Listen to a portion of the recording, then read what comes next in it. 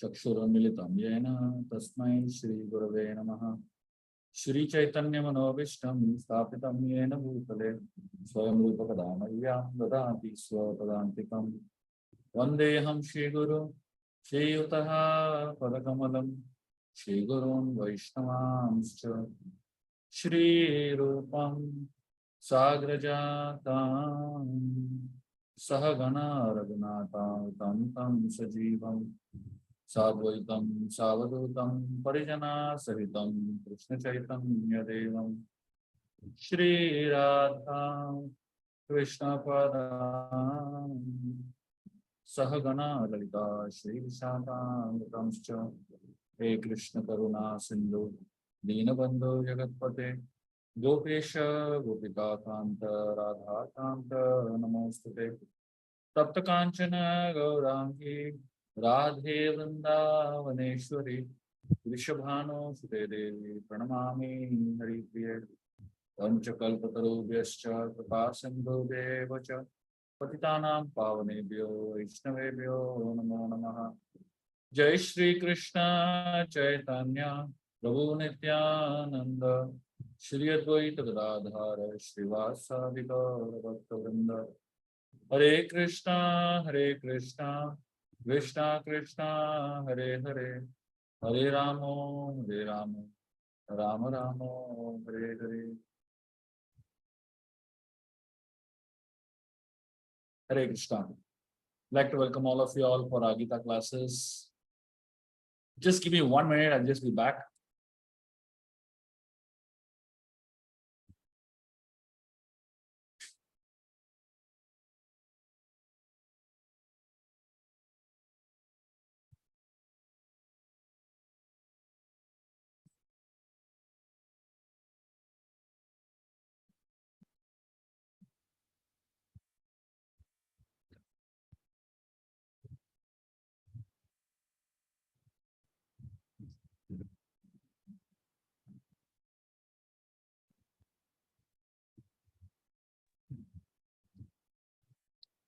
Hare Krishna.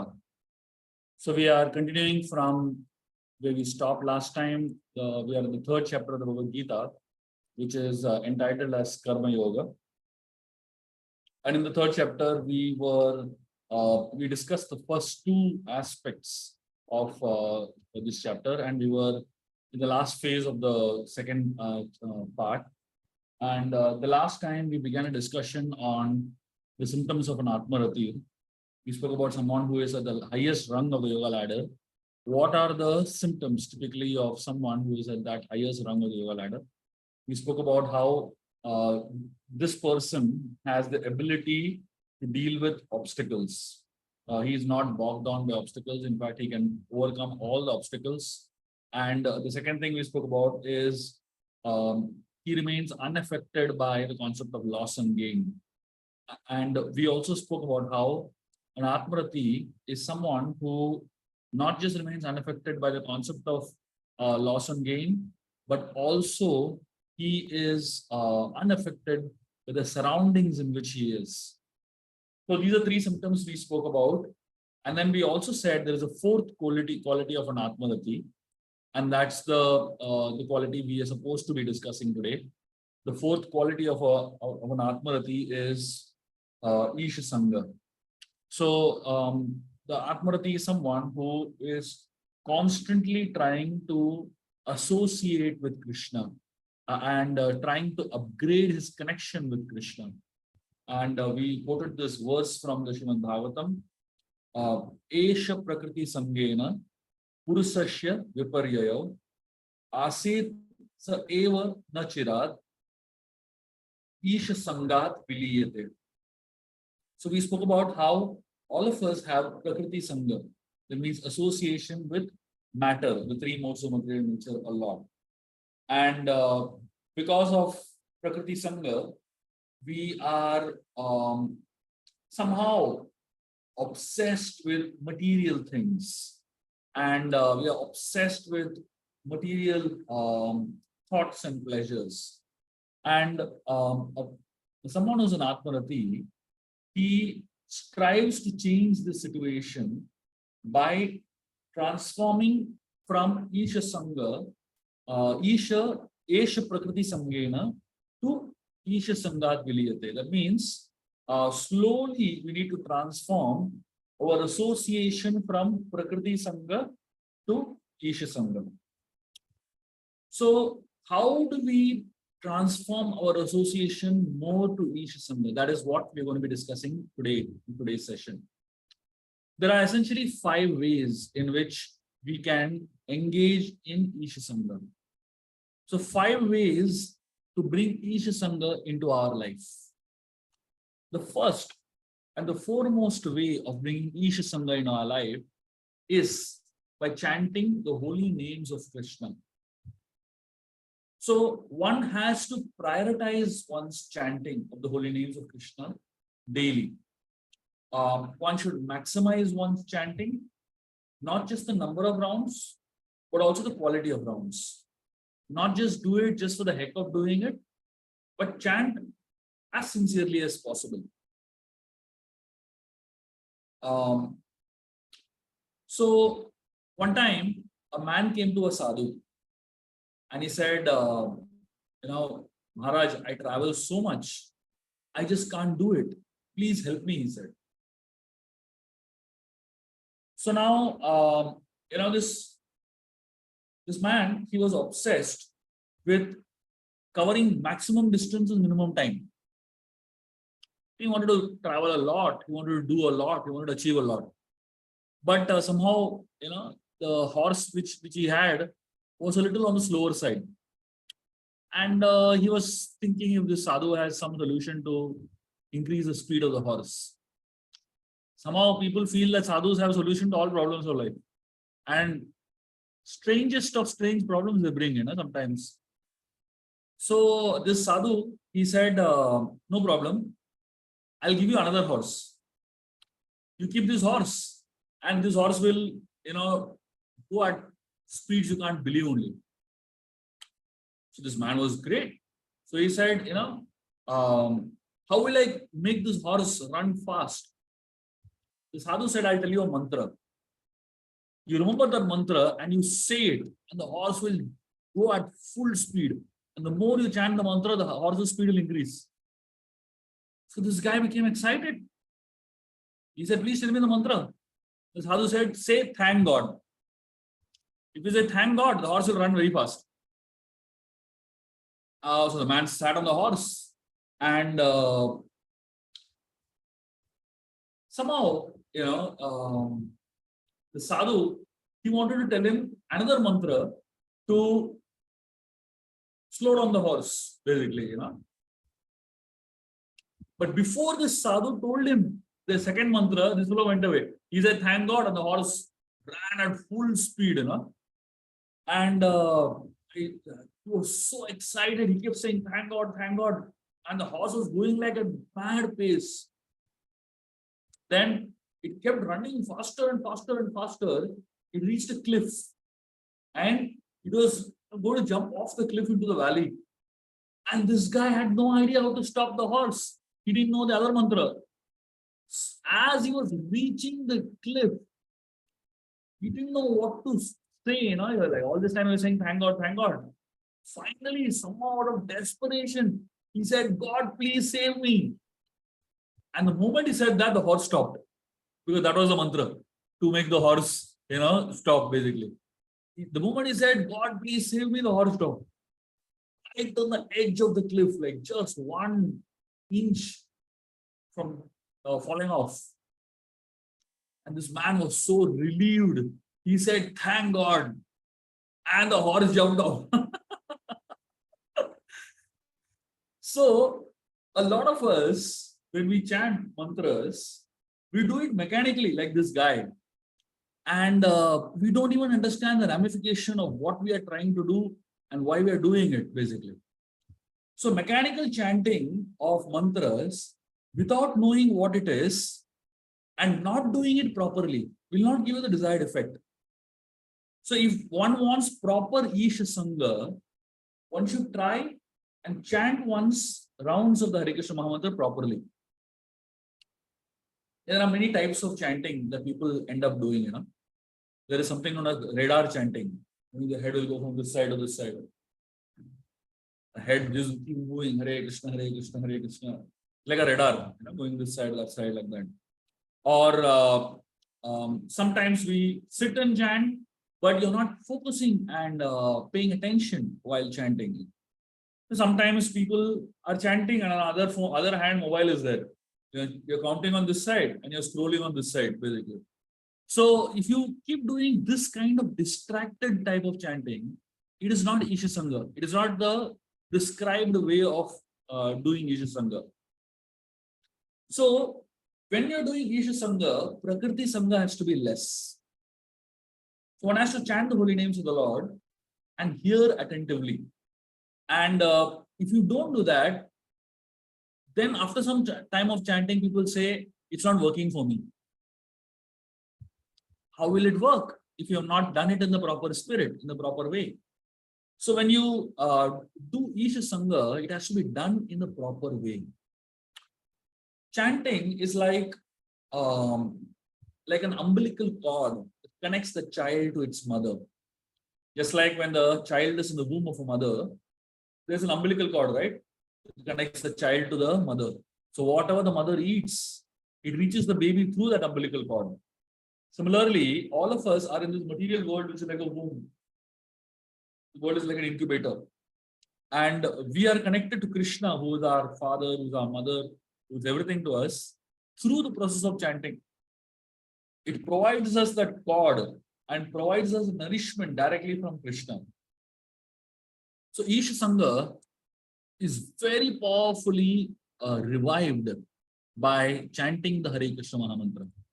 The more conscious we are of chanting and the more attentive we are about chanting and the more focused and disciplined we are in chanting, the more effective chanting will be. In fact, chanting of the holy names of the Lord is like, it's a cure to the disease of material existence. Just like a person who has jaundice, jaundice, the solution for jaundice is sugarcane juice. But if you drink sugarcane juice, a jaundice patient drinks sugarcane juice, the sugarcane juice doesn't taste sweet to a jaundice patient. In fact, the sugarcane juice tastes very bitter to a jaundice patient. So all of us are like jaundice patients in this world. We've got spiritual jaundice. So when we chant the Hare Krishna Mahamantra, you will not feel like chanting. You will have a bitter taste. You will say, what is this? Mind is roaming here and there. I don't feel like chanting. I'm not inspired. That's precisely the proof that the process is working. If you feel aversion to chanting in the beginning, that is the proof that the process is working. If your mind gives you 100 reasons why not to chant, that is the proof that the process is working. The medicine is bitter. That's what it means, basically. So jaundice patient, if he thinks that sugarcane juice is bitter, I can't drink it, he will never get cured. He has to keep drinking the bitter medicine only. And then eventually, one day, after many, many days of drinking bitter sugarcane juice, one day, suddenly the taste changes. And the guy starts feeling, oh, I tasted sugarcane juice now. It's slightly sweet. That's it. The process is working. So when we chant continuously for many, many years together, one day it will come where suddenly you start feeling, oh, I love chanting today. That's it. That's the day when you will understand the process is working and your heart is getting purified enough. Till that point of time, do it like a medicine. Don't expect medicine to be tasty. Don't expect medicine to taste like chocolate, to taste like sugarcane juice, to taste something sweet. No, the medicine is going to be bitter. Your mind will reject it. The mind will keep saying different reasons why not to do it. And that is the proof precisely that the process is working. And I have to do it with more determination. The second way of Isha Sangha, solidifying our connection with Krishna, is through Srimad Bhagavatam, Bhagavad Gita, whatever. Srimad Bhagavatam is non-different from Krishna. Bhagavatam is Krishna in a book form. So Krishna, he appears in every yuga in different incarnations. It is explained that when after Dwapar Yuga, the end of Dwapar Yuga, when Krishna winded up his pastimes and went back to the spiritual world, the same Krishna appeared in Kali Yuga in the form of a book named Bhagavatam. The Srimad Bhagavatam is 18,000 verses that glorify Lord Krishna. So when you read the Bhagavatam, you are directly accessing Krishna in your life. Krishna has left 5,000 years before, but he has come back in the form of Bhagavatam. When Krishna comes in the form of a fish, he is Matsya. When Krishna comes in the form of a tortoise, he is Kurma. When Krishna comes in the form of a half man, half lion, he is Narasingha. And when Krishna comes in the form of a book, he is Bhagavatam. So we have to remember that Bhagavatam is Krishna. There is no difference between Bhagavatam and Krishna. Therefore, if you want to increase Isha Sangha, then every day read the Bhagavatam, hear the Bhagavatam, maximize hearing and reading of this book connection of Krishna. A lot of people in this world, their access to Krishna has come in the form of books. Srila Prabhupada, who is the founder of ISKCON, his books primarily are the basic foundation of the Hare Krishna movement. What he has written, 5 decades back, will continue to be the foundational knowledge based on which the entire movement stands for the next 10,000 years, literally. So, just giving you 1 or 2 examples of how powerful these books are. Many years back, there was a man in Holland, and this man had a very interesting mindset, crazy mindset, in fact. He was a very adventurous guy, and he every day wanted to do something different. He didn't like routine stuff. One day, he decided that I'm going to do something most adventurous. I've never done anything like this till now. What he did, he went to a railway station and he got on the railway track and he began to run head on towards the train that was approaching him. And he was running at such a speed. People around were shouting. This man just ran straight towards the train. And just 1 inch before the train collided on him, he jumped off the track. And the reason he would do this was because he wanted to look at the face of the driver when he was almost about to collide on him. That was the thrill that he was seeking for. And this man actually jumped off the track safely, but where he landed on a place that felt like it was not ground. And he saw below, it was a book. He landed on a book. So somebody had probably flipped, threw off the book from the train. And he landed on this book. And so he pulled that book out and he, looked at the book properly. The back of the book was the photograph of Srila Prabhupada, the founder of ISKCON. When he saw that photograph of Prabhupada, he felt, this person, I really connect with him. And he felt, who is this man? And what is on his face that is attracting me so much, basically? He just felt amazed and mesmerized and attracted by Prabhupada's picture. So he decided, I'm going to read this book. He sat on that railway station track, on the side of the track, and he read the entire book. This book was called Isha Upanishad. And he was so impressed by the knowledge that was there in that book Immediately after reading the book, he looked for an address. And there was an address of the ISKCON temple in Holland. And he went over there and he understood the philosophy. He absorbed everything that the devotees were teaching. His life changed completely. He dedicated his life. He became a brahmachari. He became a monk in the temple. And dedicated the rest of his life to the mission of Prabhupada. He was in Prakriti Sangha, doing some crazy thing. And just because of that one book, Isha Sangha transformed him. And he got access to an adventure which was much better and more powerful than the adventure that he was seeking out to materially. Association of books, especially Srimad Bhagavatam, is a very powerful way of connecting with Krishna. The third way of connecting with Krishna, of Isha Sangha, is through devotees of Krishna. The best means to get Krishna Sangha is the Vaishnavas, the devotees who bring Krishna into our lives. The interesting thing is that even if we are not interested, the devotees don't give up on us. That's the interesting part. You say, I am not interested in spiritual life. No problem, just stand one round. I am not interested at all in coming and attending class. No problem, it's fine. Just come and attend one class. Somehow devotees don't give up on us. Even when we have given up on ourselves, this is the benefit of association of devotees. Even if one does not want, they don't leave us.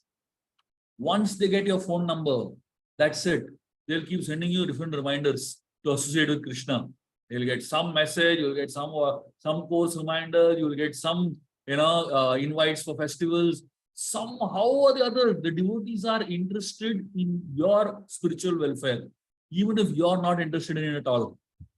Even if you tell them, I am not interested in spirituality, they will give you some other way of connecting you to Krishna, basically. Today is Janmashtami, come to the temple.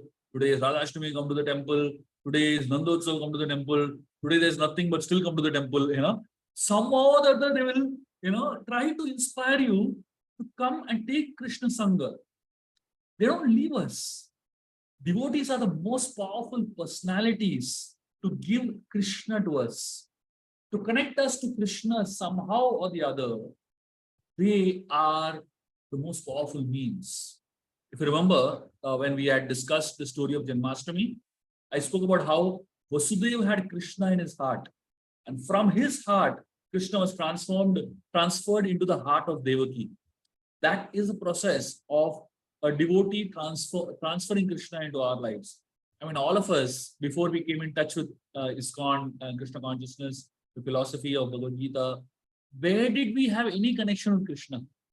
Most of us had no access, no connection with Krishna at all. But the moment you start connecting with some devotee, immediately the devotees are interested in transferring Krishna from their heart to our heart. And the most powerful way in which devotees transfer Krishna is through the means of prasad. One man used to come to one of our temples in Europe, and he would come and just have darshan of the deities. So the pujari, he saw this man coming a couple of days, and this pujari thought, this man seems to be sincere. Let me give him some Isha Sangha. So every night, this man would come at a particular time for darshan. And in the night, in almost every ISKCON temple across the world, there is an offering that is made, the last offering for the day. And the last offering is rabdi. Imagine, at 9 o'clock in the night, Krishna eats rabdi before going to sleep. Now, people like you and me can't even think of it. You eat rabdi for 2-3 days, then you will have serious trouble, basically. So, the last offering of the day, rabdi. So, this pujari came out of the altar after finishing the offering and closing the altar and all, and called this man and gave him a glass of condensed milk, rabdi, prasad, take. This man was thrilled getting a solid glass of rabdi at 9 o'clock in the night, Mahaprasad of the deities. He drank it and he was so happy thinking that, of all the people, this pujari has chosen me to give me this. So the next day, this man came again. And again, the pujari gave him one glass of rabdi. And this guy started coming every day just for that one glass of rabdi, After many days, somehow this man became so inspired. He actually started chanting. He became like a full-fledged devotee. And he decided to dedicate himself and stay in the temple only. And after he joined the temple, the next day pujari came again 9 o'clock in the night. And this time he told him, he gave him the glass of rabdi. And this man was excited, This is what I've come here for. He told him, now go and give this other person here. Give the mercy of Krishna, Isha Sangha, to somebody else. So this man's service from that day onwards was, go at night, 9 o'clock, and give somebody else rabdi. So because when you get Krishna, you also can give Krishna to others. Isn't it? First, you need to receive, and then you share. So devotees are the most powerful connections for bringing Krishna to our life. If you cannot minimize other voices that are going on in your mind, don't worry. The devotees will just try to inspire you to chant more, inspire you to overcome your struggles, inspire you to increase your chanting of the holy name, inspire you to increase your reading and hearing of Srimad Bhagavatam. So you cannot minimize Prakriti Sangha. Don't worry. You maximize Isha Sangha. If you can't minimize Prakriti Sangha, that shouldn't be your goal. Your goal should be to maximize Isha Sangha. Automatically, Prakriti Sangha will go down. Automatically, all the wrong associations will go down on its own. The moment you start increasing Isha Sangha as much as possible. Devotees are very powerful ways of connecting us with Krishna. One time in Vrindavan, Krishna was with his friends and they were playing a game of hide and seek. And Krishna went to hide. Imagine if God goes to hide, who can find him? It's impossible to find God, right? If he decides to hide from you. Krishna went and hid. And in less than 1 minute, his friends found him. Krishna was amazed. He said, hey, how did you find me so fast? The yogis in the Himalayas are spending thousands of years searching for me. They're still not able to find me. You found me in less than 1 minute. Tell me how you found me. And the friends gave a fascinating answer. The friends told Krishna, we saw that there were no clouds on top. It was like clear sky. But we saw that the peacocks were shouting so much in great joy and excitement. And then we saw the direction in which the peacocks were shouting. We're looking, while they were shouting. And then we saw your body. Krishna's body is Sham. It's the color of a monsoon cloud. So the peacocks saw him, his body, and they assumed it is monsoon clouds and they were shouting in joy. So the friends, how they spotted Krishna? They only looked in the direction in which the peacocks were looking. The Acharyas give a very interesting commentary and a very interesting insight on this story. They say, if you want to find Krishna, don't search for him here and there. You will find Krishna in the voice of his devotees. When you hear devotees speak, when you hear devotees' message of Isha Sangha, that is where you will find Krishna. Isn't that how it is for us, right? The more we hear, the more we feel connected to Krishna. And that is why Isha Sangha, and especially the association of devotees, is such a crucially important factor in developing Isha Sangha. The next factor, the fourth factor of developing Isha Sangha is deities. So we said holy name, and then we spoke about Srimad Bhagavatam, then we spoke about association of devotees. The fourth way of developing Isha Sangha, solidifying your connection with Krishna, is through deities. There's a big difference between A lot of people, unfortunately, don't understand this.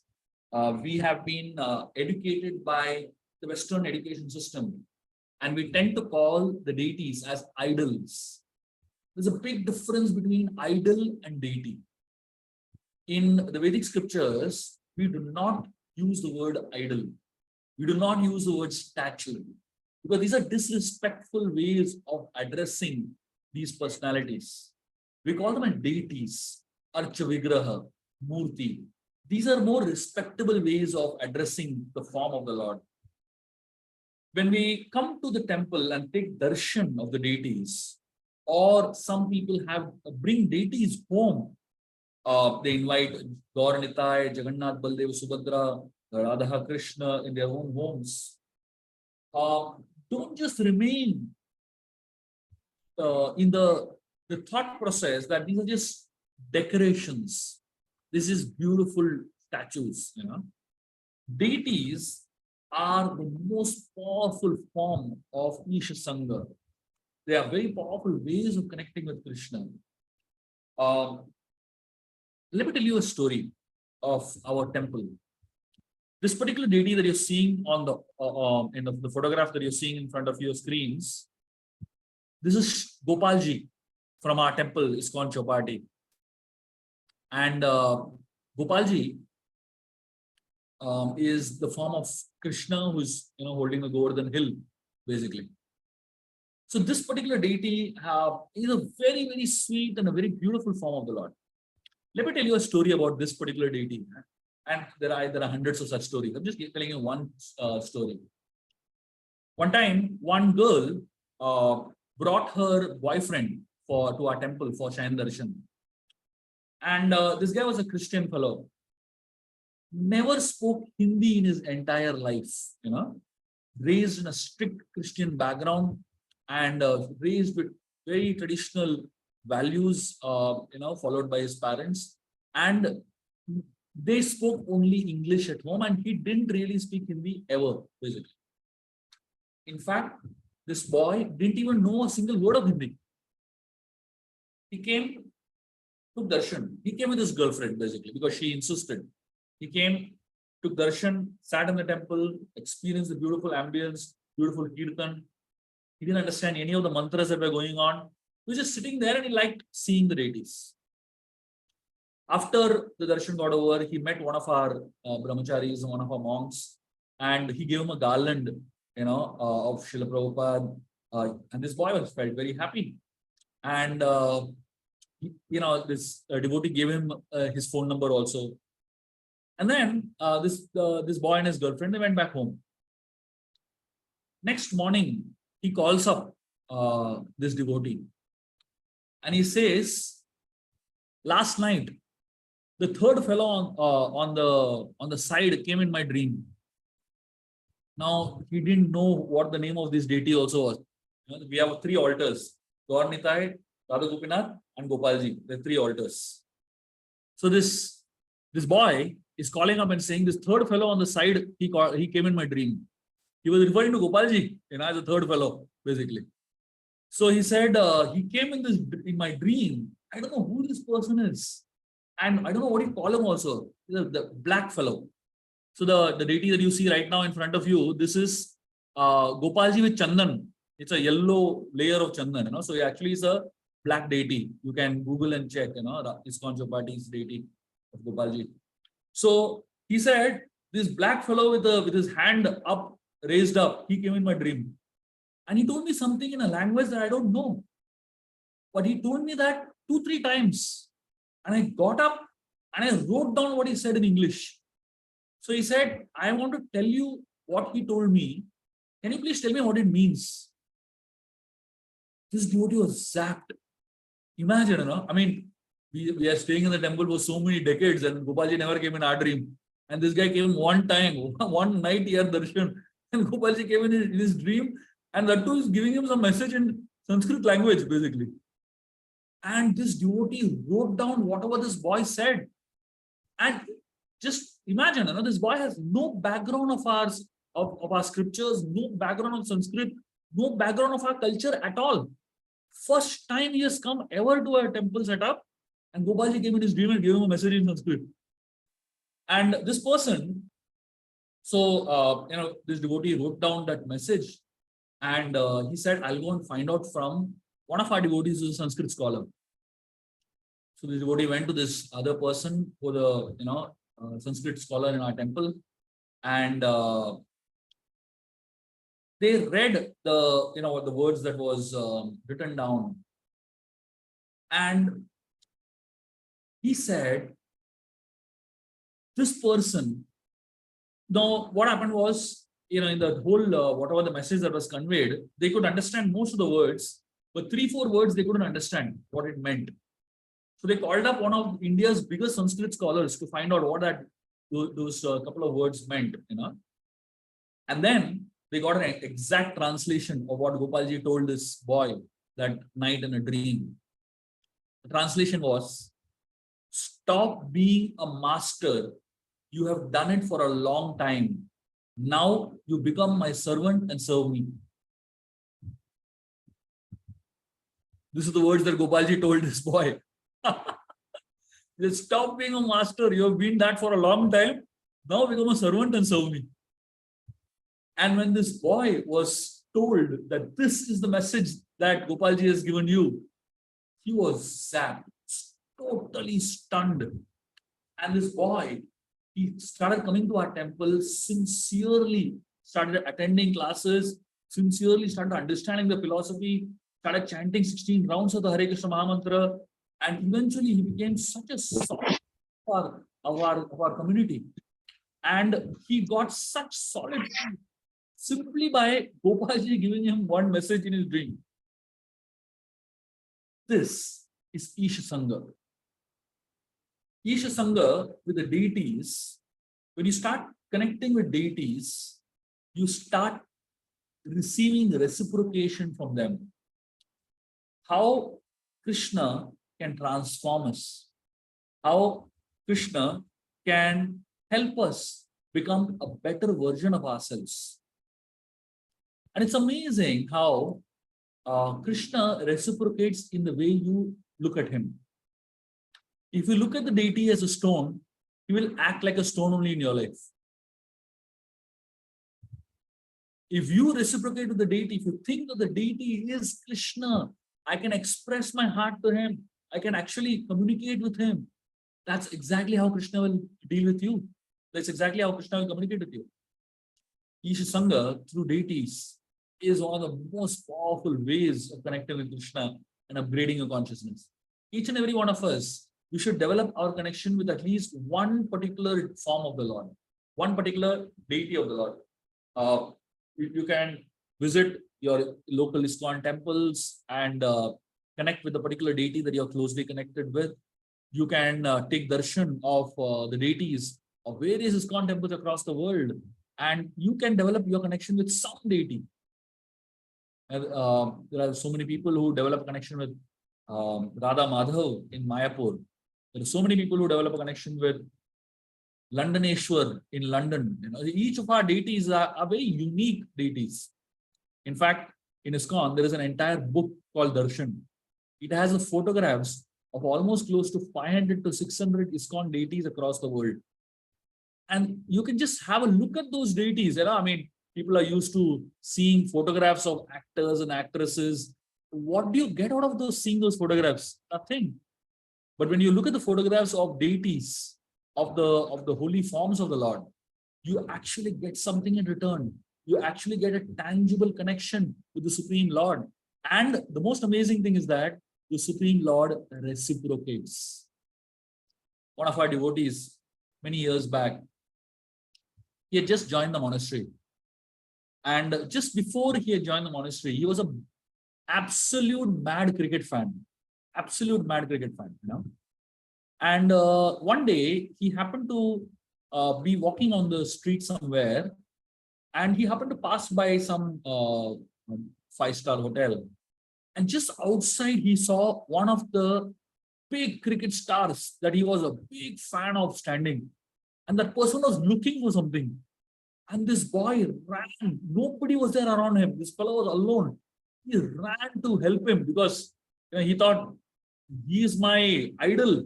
He is my worshipable master. Let me go and do some seva to him.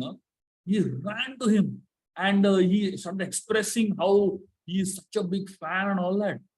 And that guy didn't even look at him. Didn't even look at him.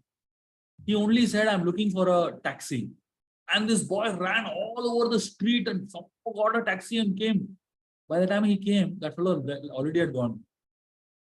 That fellow didn't even bother that this fan existed. And this fan was ready to do so much for him. That is the nature of celebrities in today's world. They don't really care for you. You might be staring at their pictures for hours and hours and hours and wasting your time. But do they even care for your existence? Absolutely not. But when you think of Krishna, when you connect with Krishna, when you look at Krishna's photos and deities, don't think that he's not going to reciprocate with you. He will reciprocate in the most amazing way that you will actually feel it. That is the power of Isha Sangha through deity worship. And finally, the last form of Isha Sangha is through connecting with Krishna through the holy places, dham. When we go to holy dhams like Vrindavan, Mayapur, Jagannath Puri, Srirangam, Melkote, Nasik, Badrinath, so many holy places that are there in pilgrimage places in India. Pilgrimages, holy places, increase our connection with Krishna. If you cannot go to a holy place, Rupa Goswami explains in Bhakti Rasamrita Sindhu that for those people who are not able to go to holy places, not able to go for pilgrimages, then there's no problem. You simply worship Tulsi at home. Your house becomes Vrindavan. Wherever Tulsi grows, that place becomes Vrindavan. So if you are not able to go to a holy place, no problem. Make a place where you are staying holy by bringing in Tulsi Maharani, by bringing in photographs of Lord Krishna, by having some small association with Krishna at home, bringing Srimad Bhagavatam at home.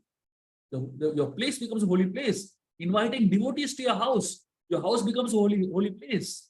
So somebody who has Tulsi Devi at home and worships Tulsi Devi each day, that's one's Isha Sangha. In London, there was a botanical garden, and they had a Tulsi plant. They call it basilica. So the devotees had gone there and they saw Tulsi was just grown, but nobody was worshipping her there. The people in the botanical garden, they were clueless how to grow this plant properly. So these devotees seem to be roaming around that plant. So there's the gardeners, those who are taking care of the garden. They went and asked these devotees, "Do you know how to take care of this plant properly?" These devotees told them, "There's a certain kind of sound that works for her. If you speak the sound for her, then she will grow nicely." So they asked, "What is that sound? This seems to be a very rare plant, and we want it in our gardens." And these devotees, they gave them the whole Tulsi Arati song. There's a beautiful Sanskrit song offering worship to Tulsi Maharani. We sing this every morning. And they told them every day to chant this song between 5 to 6 in the morning, it has a special effect. For several years, these English people, they would hold this prayer and chant for Tulsi Devi to grow. And when one of our devotees actually visited, they showed that how these are not devotees at all. These are like absolutely materialistic people. But because these devotees taught them this is the process of growing this plant, they were actually doing it, every day sincerely. And the Tulsi plant was thriving in that garden, growing beautifully and thriving. So the idea of Tulsi being worshipped is a very, very powerful way of connecting with Krishna. Lord Krishna loves Tulsi Maharani because of her dedication to him.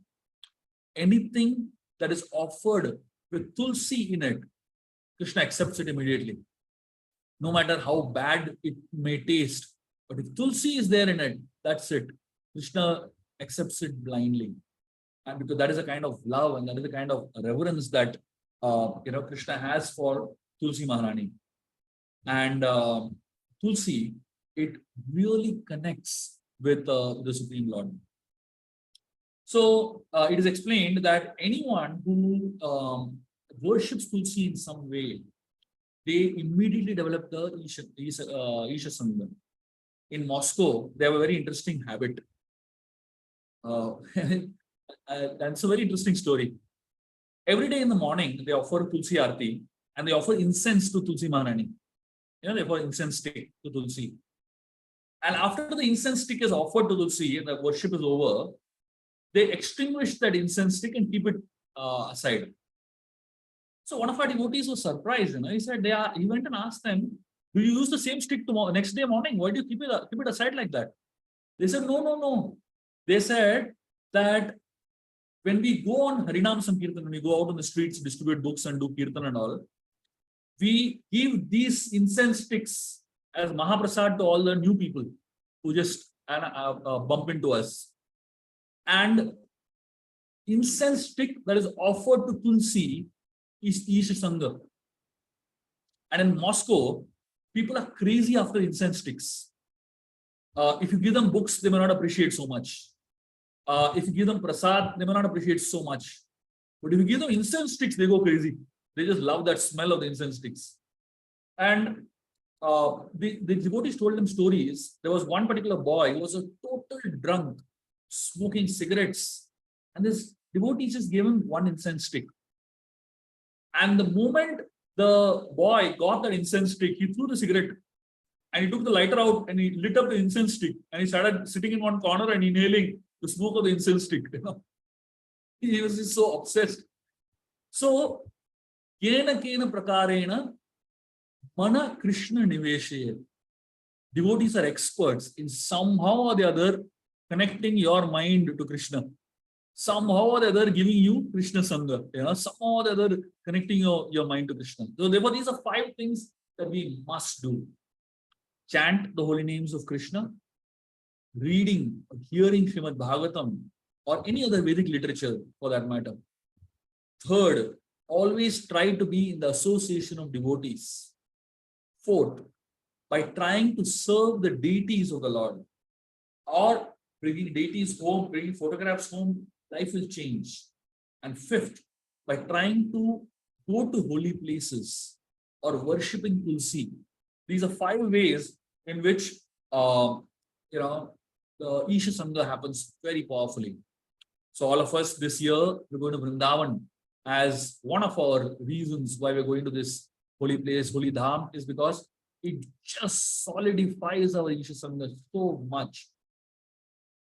4 or 5 days in Vrindavan, the amount of spiritual advancement you will do, it will take you at least 4 or 5 years if you're in Bombay and try the same thing. Just 4 or 5 days in Vrindavan will give you that solid effect and inspiration to advance in your spiritual consciousness. It will actually help you connect with Krishna more powerfully. So those who have not registered yet for the Vrindavan Yatra, please do so now, because this is your most powerful way of experiencing Isha Sangha directly in your personal lives. So someone who is an Atma Rati, the word Atma Rati, Rati means happiness. Rati also means satisfaction. And Atma Rati, the word Atma Rati means someone who finds satisfaction in the self. That means he doesn't need external things to be satisfied. He does not need anything of this world to feel satisfied. The question which arises is, why does a self-satisfied person have no need to act? And who needs to act in this world? A person who is dissatisfied needs to act in this world. But a person who is satisfied with whatever comes of its own accord, does not bother about acting or doing anything.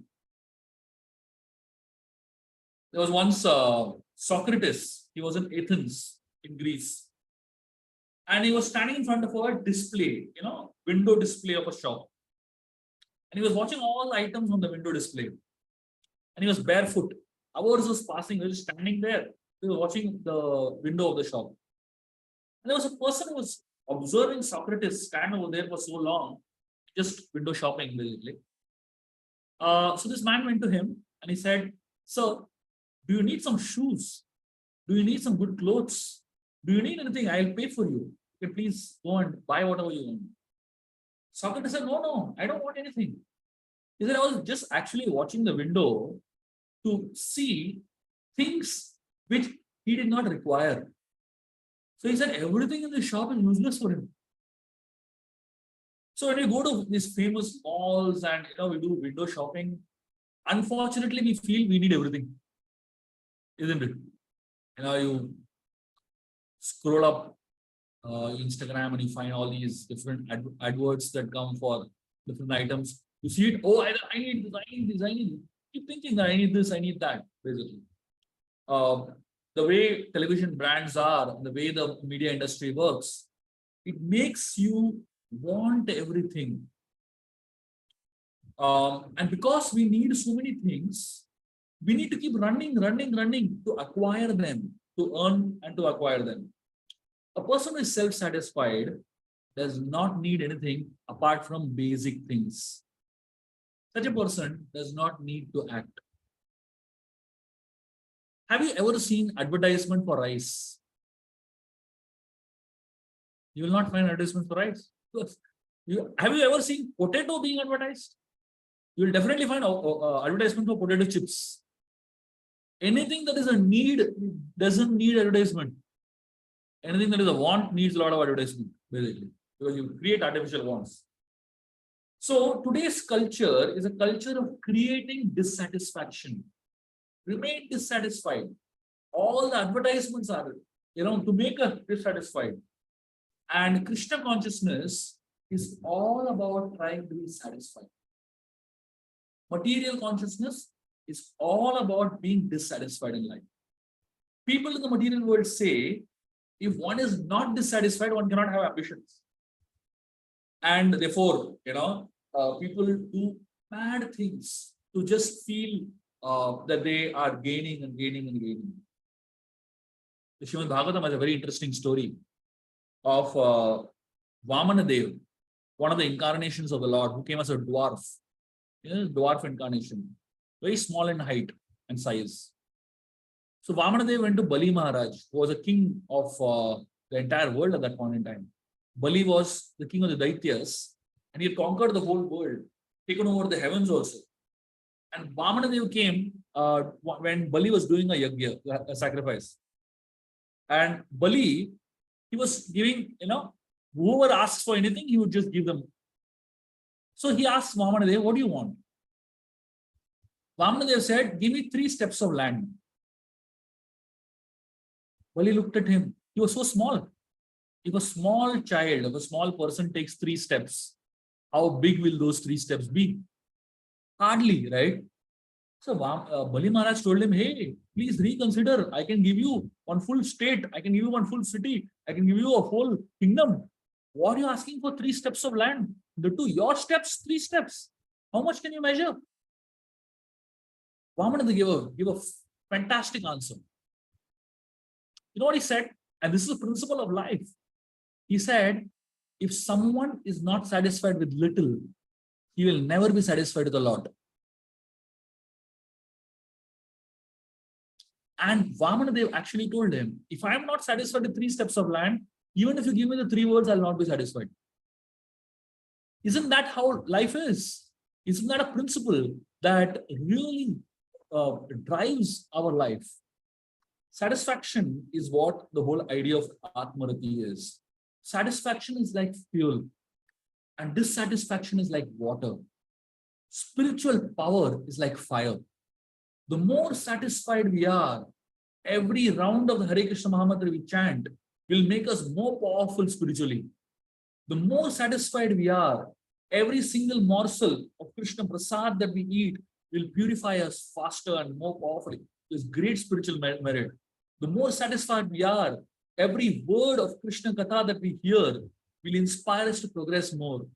The more satisfied we are, every bit of service that we do will increase our spiritual potency. And the more dissatisfied we are, it's like water. No matter we're chanting 64 rounds of the Hare Krishna Maha Mantra, we will lose our spiritual power with that dissatisfaction element in us. No matter how much we donate, no matter how much service we do, we're losing our spiritual power because satisfaction is one of the most primary things that a devotee has to inculcate in our lives. So how do we remain satisfied in this jungle of urban life, surrounded by malls and movies, etc.? First, we should learn to minimize our expectations in life. The higher our expectations, the lower are our satisfaction levels. The law of economics says that there are unlimited people with unlimited desires, but there are limited resources in this world. Life is not always, it's not going to always give you what you want. At every step, life normally, our expectations are always higher than what is possible. For example, a husband may have a different expectation of the wife than actually what she is. Or the wife may have a husband who is contrary to what she expects. So we want people to talk sweet about us, and people give us abuses. The father may give a big dowry when his son gets married, and very little comes in. So at every step, there is a gap between an expectation and reality. If you expect worst to come, you'll actually be happy. But when you expect best to come and it does not come, you'll be disappointed in life. So the idea is that in life, we should really learn to reduce our expectation. And the second principle of being satisfied is to awaken to who we are. So, like for example, when we are going to sleep, in our dream, we feel thirsty sometimes. And in the dream only we're drinking water. And in the dream we're drinking 1 liter water, still we're feeling thirsty. And you drink 2 liters water, you're still feeling thirsty. Your thirst will not go till you wake up and drink water in real. How much ever you drink water in a dream, it is going to remain illusory only. Similarly, in our lives, if you really want to be satisfied, thirst-free, get up to the reality of who we are. Don't be in the slumber, dream state, thinking that you're something else. When we think that we're the physical body, that's like a dream state. The day we realize that we are not the physical self, but we are spiritual, we are spirit soul deep within, we are eternal servants of Krishna, that's like waking up from a dream. A lot of people in this world never wake up. After they are dead also, they are sleeping only. Some people in the middle of their life, they come across the Journey of Self-Discovery course, they come across the Bhagavad Gita, they come across devotees of the Lord, suddenly they wake up. The day you wake up to the reality of who you are, that is the day you will start becoming more satisfied in life. So these are the two very powerful steps of experiencing satisfaction in life. And these are very powerful reasons why and how an Atmarati actually feels and lives by his name, Atmarati, which means someone who is self-satisfied. We'll continue the next time and go a little deeper on this concept of why an Atmarati does not act in this world. And we will see some very powerful things that Krishna is recommending us. And in fact, in the entire Bhagavad Gita, Krishna gives only one real example of one person. Imagine, if Krishna is saying you should be like him, that's like the biggest thing that can ever happen to anybody's life. And in the entire Gita, Krishna gives only one example. And what is that example that Krishna gives? We'll take it up next time. That example will really help us understand the concept of leading by example and living a life based on an example. And what is that example that Krishna is recommending? We'll take it up next time. Okay. Any questions or comments or discussions, please?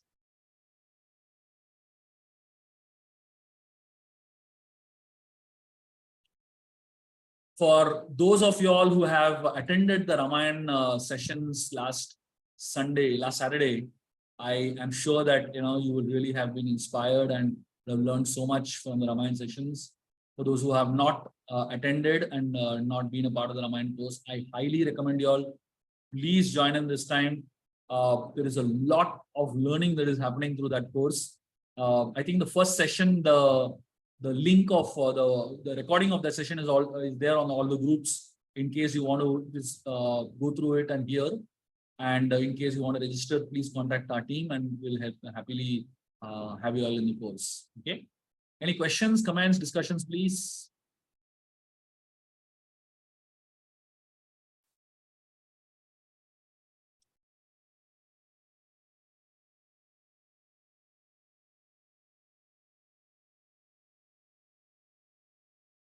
That's interesting. No questions.